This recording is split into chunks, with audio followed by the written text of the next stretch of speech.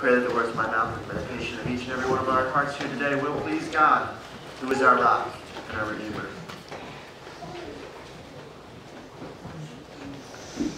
We all have them, right? Fights. Anybody here want to claim that they don't? Anybody that raises their hand is a liar, right? So Paul and Barnabas have their fight. John has deserted them, and they have their fight over whether or not to take him on their second trip.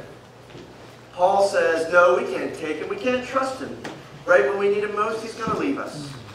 Barnabas says, no, Paul, everybody deserves a second chance. Let's give him a shot. Who do you affiliate more with? Are you more of a Paul? High expectations? Prove your worth to me? Are you more like Barnabas? You don't need to prove your worth to me. Come on, we'll go. We'll find out together. Who is it that you affiliate more with? Anybody? Paul. Why? Definitely Paul. Why? High expectations. High expectations. You got to meet my expectations. If you don't, then what? People might Then we might hear your teacher voice, right? Good. Anybody else? Barnabas. Why? Why Barnabas?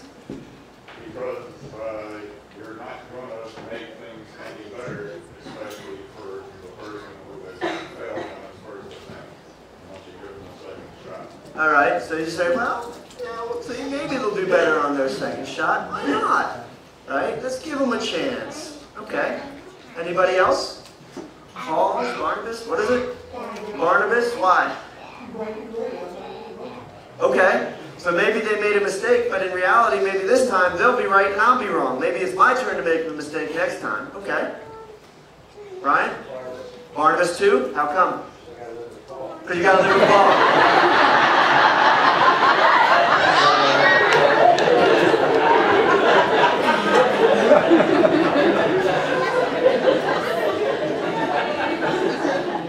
20 years this week, Paul says. I think she was gritting her teeth as she said that, too. I would go with Paul because it's easier to work with someone that's working with you rather than against you. And you focus on the same things, then you get more done. So if you have such high expectations, it's more likely that you're going to end up working towards the same things, so you're looking towards the end goal. Saying, I'd rather have the high expectations and be demanding, because that's going to make everything work out a little better in the end. Nadine? I feel Barnabas because God uses all different personalities to make everything work. And takes all different ingredients in the soup mix to get the message out right. It's not just you, it's the choir, it's the Sunday school teachers, it's the Bible reading, it's the Sunday school lesson. It's all combined being the Word of God to people. Okay. It's not just Paul, it's not just John, it's not just Barnabas, it was all of them combined. Okay. It shows that one person was wrong at one point, he still came back, tried again, and went on from there. Okay.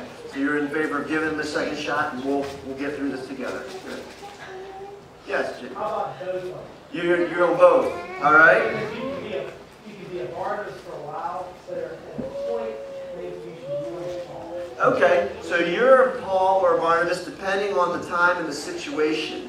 So you actually flip-flop between the two of them, or at least that's the way you feel about Well, it. you give them a chance to understand. Okay? I mean, if they keep taking advantage of that, there's got to be a point. Okay. All right, so you're maybe a Barnabas for the first or second mistake, but come that third mistake, baby, you're a Paul hardcore. Okay, all right. So who's right? Right? Both. Neither. Right? You know what's interesting about Bible stories, with the people in Bible stories? One of the most interesting things about the people in Bible stories is that they're people. They're not characters. Or worse, they're not caricatures. Right?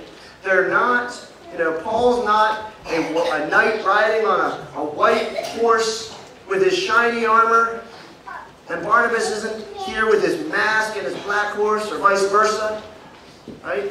The people in the Bible have flaws, have strengths, have weaknesses. They're people. So they're not, the people in the Bible are people. That's what makes them so good for people like you and me. Because I don't know about you, well, I do actually know about many of you, but I know that many of you are like me and have lots of flaws and make lots of mistakes. So we can learn, or we can affiliate with people in the Bible, like Paul and Barnabas, who also make mistakes. Not only can we associate with them, but we look at what God did through them. What God did through the flawed Paul and Barnabas. And we see that God uses them, flaws and all. And what an encouragement to us to know that we, who have our flaws, some more glaring than others, can be used in a powerful way by God. So if the people in the Bible make their mistakes, just like you and me, why is it, or how is it that we know when to emulate them and when not to? Because couldn't we say, oh, you know, the Bible says that Paul did this, but I don't think we should do that because maybe that's a mistake. Like, how do we know when we should follow what they're doing and when not? Just like in this case, do we follow Paul? Do we follow Barnabas? Do we follow neither, either, both? Right? How do we know? I think that for the most part, the Bible makes it pretty clear when we are to follow people. We're talking about flaws now. One person we didn't mention was John. What about John's flaw? He deserted them, right? That's one clue that the text gives us. When we read it before, it's in Acts 13:13. When we read it before, it said that John left them when they got to the city. But that's all it says.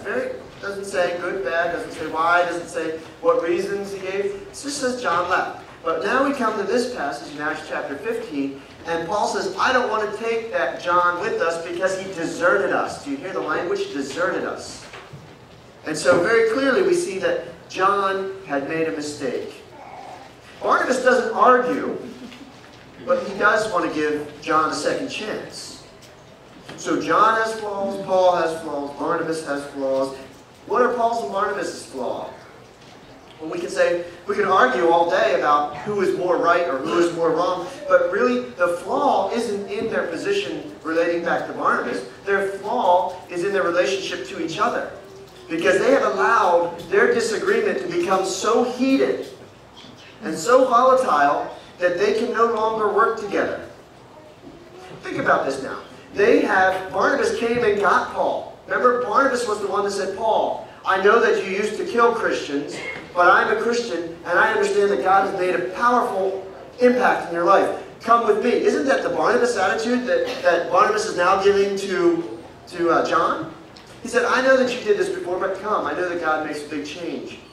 And so Barnabas brought Paul on board with the Christians and introduced him to the other Christians. And then they traveled together after teaching in Antioch for several years together. Then they traveled together for a year. That would be enough to make most of us get into heated debates. Traveling together, living together, day in, day out with a person for an entire year. And then coming back to Antioch and living together and teaching together for more time. So their flaw is not that they think they should or shouldn't give John a second chance. Their flaw is allowing this argument to become so heated that they are no longer able to work together as they had been partners for years. The Bible uses a word that is related to our English word paroxysm. Paroxysm is like a convulsion. You can have a paroxysm, a coughing paroxysm, where you're just a fit